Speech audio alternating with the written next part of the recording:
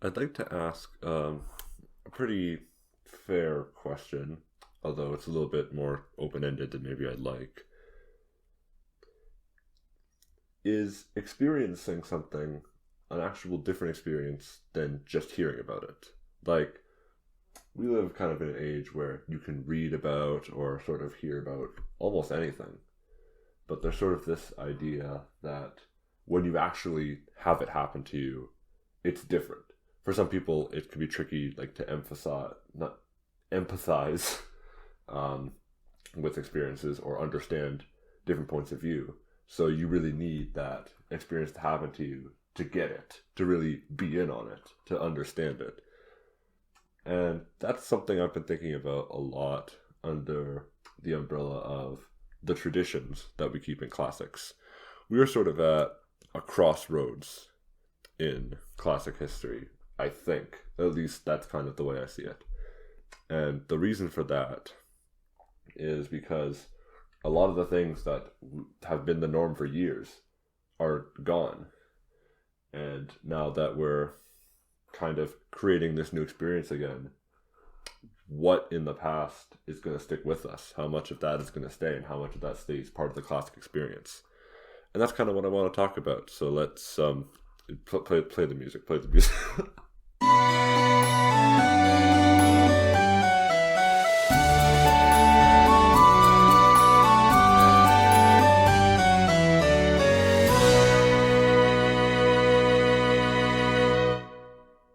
Okay, so now that I've sort of set the stage, what I'm going to be talking about is the classics experience and the classics traditions, which I sort of kind of briefly touched on in the last episode, but I think that's kind of been the biggest sticking point for me, because in talking with exec and all that, the main realization I've come to is that what I think of classics and the classic experience is very different, specifically because of the pandemic.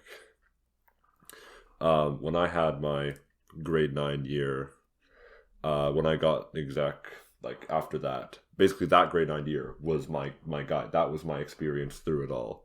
And I kind of wanted to redo exactly what I had, because to me that was what made the club so special. That was what got me attached. And I thought, hey, now that I'm on exec, now that I'm part of creating that, I got to go through those motions. That's just what it is. Like, that's the way things are meant to be done. To me, that is like what the classics experience is. But like I said, there really is no singular experience. Not just that, like, lots of people can see the same event and interpret it different ways, which is kind of what I touched on last time, but like actual different physical experiences. No one's going to go to the exact same events, talk with the exact same people. I think what it really is that classics is a very personal club. The vibes and the experiences that you get are extremely dependent on the people that you're doing it with. And just because of that, even if I went through those exact same motions, which, let's be fair, we did not, because, you know, the thing that happened, which we will not talk about, those kinds of things is just not happened. So I think that means that since there's different people, the experiences are just going to be different. That is like the common denominator there, rather than like the actual locales and stuff. Don't get me wrong, like I said previously, they're great vehicles for encouraging that kind of interaction, but it's those interactions that make or break your classic experience, I think. So this brings me into the classic tradition. So like I said, I think the year that I had, my first year, was probably the most normal one there's been in a while. Because I think that's just the way things have been for a very long time. Granted, that is not a certainty that I have. Talking to older current alumni, I do think that is the case, that my year was pretty stock standard, as you would call it, especially compared to what we got. So then the question for me has become, now, hopefully, like, I am kind of calling this super, super early, but optimistically, we may return to form, or we might return to the capabilities the club had from years ago. So that brings about the possibility to do exactly what I had envisioned like years ago, redoing my classics experience, really being able to get the club into that groove again. But through all the pandemic stuff and how much other parts of, everyone's lives have changed, it sort of raised the question, do we want to do that? Is that the direction we want to take? Because I don't think it occurred to me until a while ago, but we really do have the choice. I think if it was exclusively up to me, I'd probably still lean with tried and tested. These are the things that have worked. These are the things that we're doing. And for sure, most of the stuff is going to come back. Like, don't doubt me on that. Like, when conference is able to come back, it will. Like, that is, we very much need that in classics right now. And I think everyone would be super, super eager. So make no mistake, that stuff is coming back. But it's also worth considering what new things we can change. The class experience is very much evolving. So I don't want to get stuck in the mindset of creating that perfect first year that I had. Because A, that's just not feasible. I think even if we do get to that capacity of reopening up, the club is not the same. The club is very different than it was years ago. And I think most people can probably tell. And just because of that, I don't think it's reasonable to ask everyone to do the stuff that they didn't even get to see. So I've kind of come to terms with the fact that no matter how the club restarts, it can't be the same because the experience is gone, basically. Once my grade leaves, there will basically be no one left that has been in classics like for a whole year pre-COVID. Granted, some of the current 11s will have gone through about half a year, but they will tell you how much they were upset to miss conference and all that. And I know that was hard. But that does beg the question, how is that going to translate into what conferences of the future look like? In sort of a way, there's kind of been a severed connection in that regard. I actually have a comparison that I wanted to draw. Let me pull it up. Okay. It's actually to something I found out about the Iliad, which for those who don't know, I don't know who's listening to this who doesn't know what the Iliad is, but it's like the most famous epic Greek poem. But you might know this about epic poems, is that they usually start out as oral traditions, which is just literally like you recite the epic poem, which is pretty straightforward. But the version that we have, that most people would probably study today, is probably not recited to them by somebody. Unless it is, in which case, hats off to you. But I guarantee most people probably don't do that because we have a written version. And that is the Homer version from like the nebulous BC time. I don't remember the year. I don't even think there is a set one. But we have like a super ancient written copy. It's like as close to the time period as you can get, but I think it's probably still very new compared to like when the poem first got big. Because it had to go through a lot of people to get established as like an epic poem tradition type thing. And the reason I want to draw that comparison is because that was kind of what old classics was like. Most things that you get from old exec is basically word of mouth.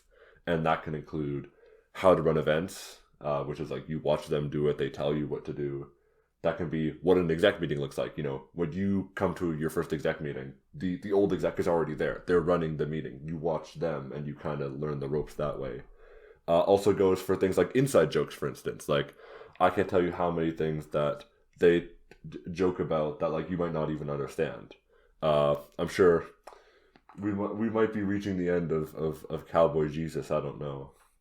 I feel kind of sad. Like, that was before my year even. I barely even understand it, and I doubt that's going to be around for years after. Unless somebody can pull it back. But that is kind of what happened with, the bad years. I don't know what to call it. Actually, you know what I will call it? I'll call it like the Dark Age. Because I don't know how many people here know Greek history. It is kind of an underrated part of Classics Club. Cough, cough, please bring it back.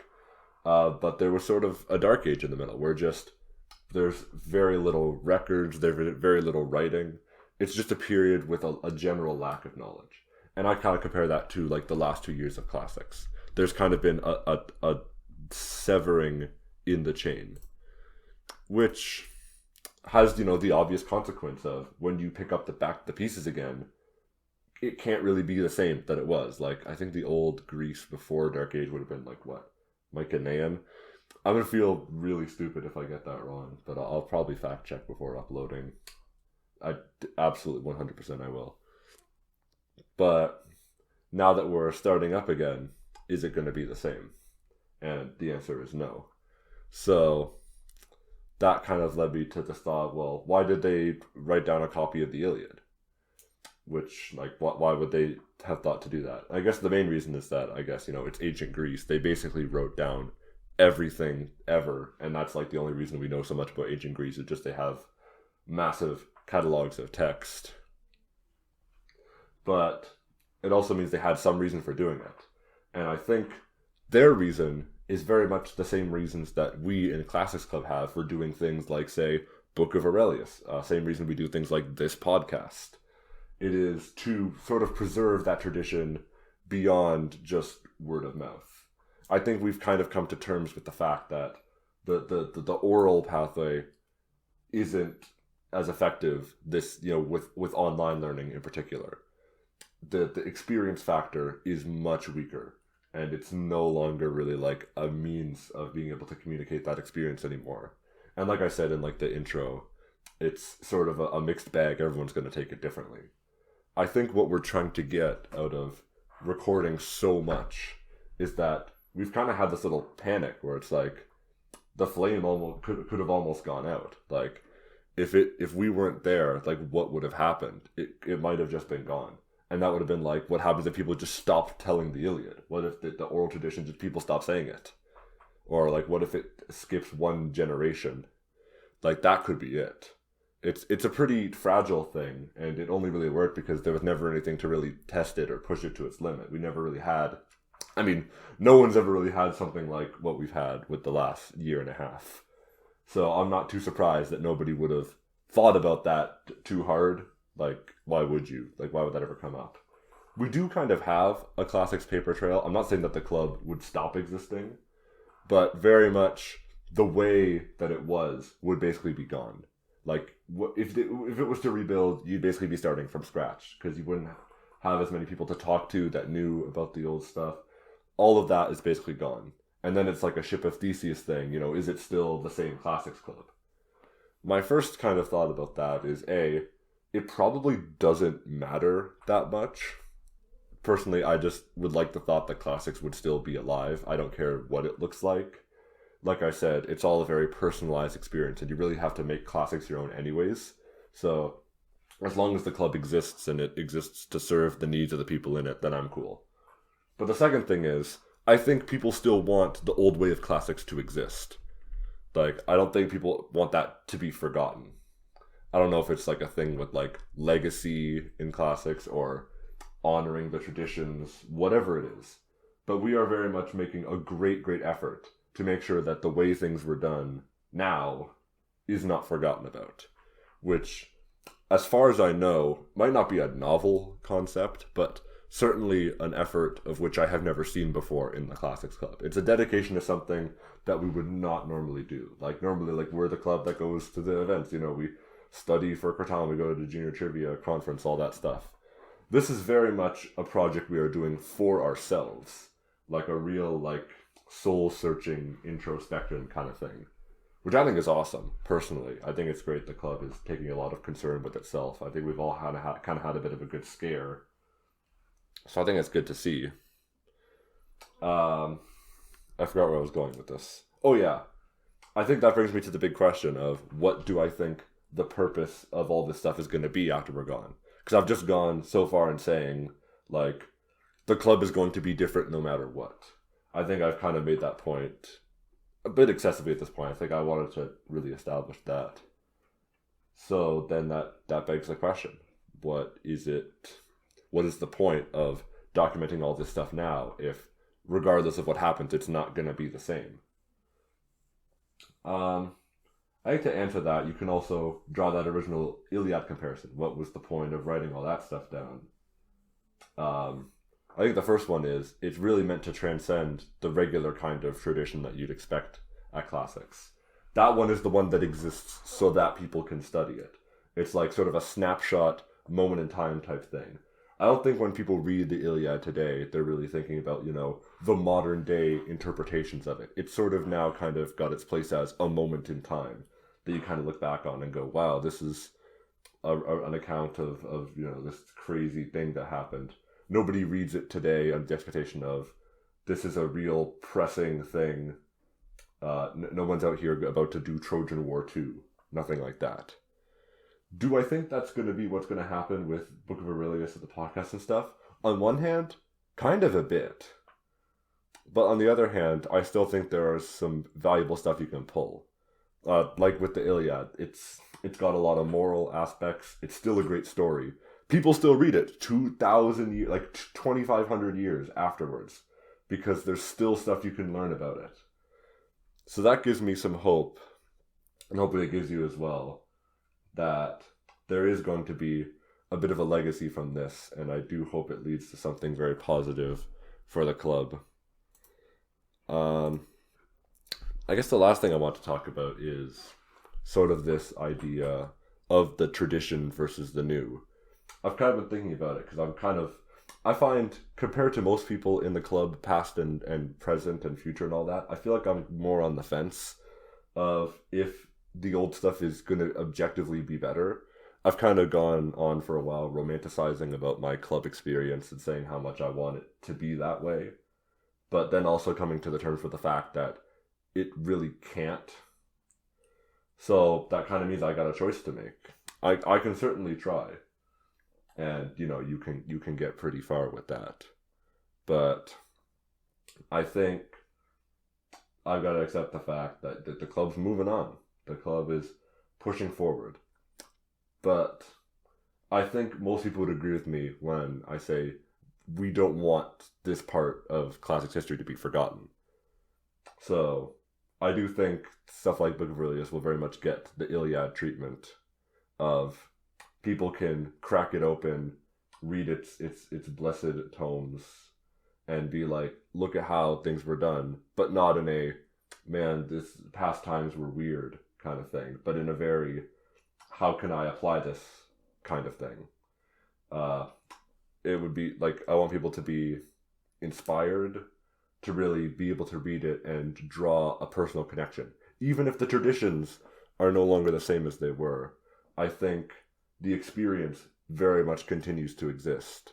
And having those perspectives captured in a single moment like this is really going to mean a lot, I think. And I don't just say that because it's my experience, but I do think it can genuinely be insightful for people. One of the reasons I also say that is because I too have traditions that I care about. I don't know if I should mention this, but I think it's kind of relevant to the point.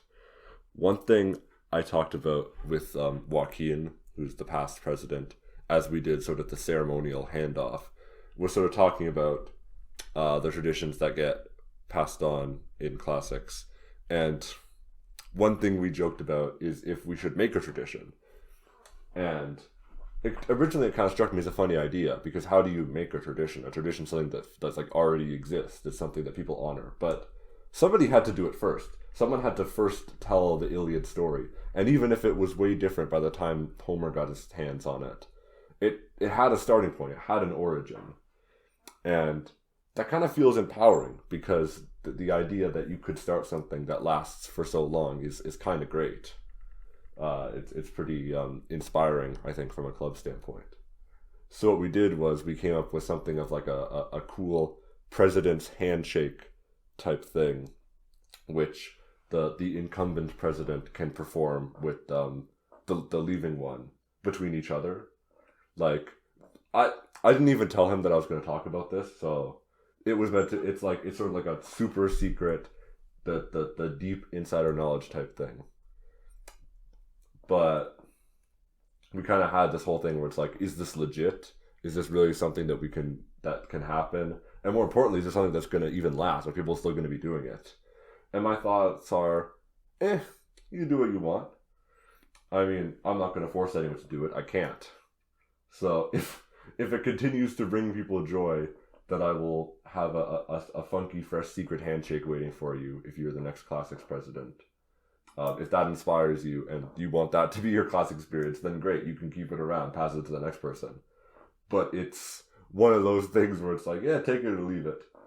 I think the best kinds of traditions are the ones that kind of separate themselves based on the people. that are sharing them. I think traditions kind of are like a reflection of what things you hold to be dear within your little circle. So I think the traditions that actually are important and the ones that will have a good influence on the club are the ones that will naturally stick around for years. So if that means the secret handshake doesn't make it, so be it. But you can't blame a guy for trying. Okay. That's pretty much all I wanted to talk about, to be honest. This one was way less structured than the first episode. I had like 2 pages of type notes for that one, but this one, I'm kind of just speaking my mind, I guess. I think it's a good thing that everyone in the club should kind of be thinking about at some point, which is just first of all, it's what things do you want the future generations of classics to know? And that's the stuff that goes in the text, gets written down. Because if it's not written down, you cannot really guarantee it. In that regard, what things do you think it's important that the club needs to know? There's sort of like a want-need kind of thing. I think with this exec, we want to be building a foundation that is usable in the future, because that is an absolute necessity. You don't want people to have to build from the ground up every time. But everything else is kind of just like a luxury. And to me, that's much more personal than the club itself. And that's something that future exec teams are going to need to figure out for themselves. It's kind of up to them to decide what things are important, what things are worth keeping. And I think even in the last couple of years, like before the you-know-what years, people were kind of realizing, hey, we can change this club. We can make it more useful to what we have. With the different departments, junior and senior heads, necks, I think we called them. The club has changed a lot, and there are some things we've kept, some things we haven't, but it's always been our club, which is kind of cool, I think. Just in my opinion, I don't know. I think one of the big truths about the Classics Club is that it's very much yours to control, but it's also very much not about you. So we'll get a year to make it about ourselves, and then it'll be up to the people in the future to take that and build upon it. Make it the same but different. And I think that's kind of the beauty of having a club like ours, which has that ability to be adaptable, to be very personal to the people in it. And people are going to keep on rocking, keep on making it what they want. And I think that's what really draws me into the club, as a space of creativity and passion and inspiration. So I hope that is, if anything sticks years from now, I don't ever want that ingenuity to go away. Okay, that's all. See ya. Have a good day. Bye.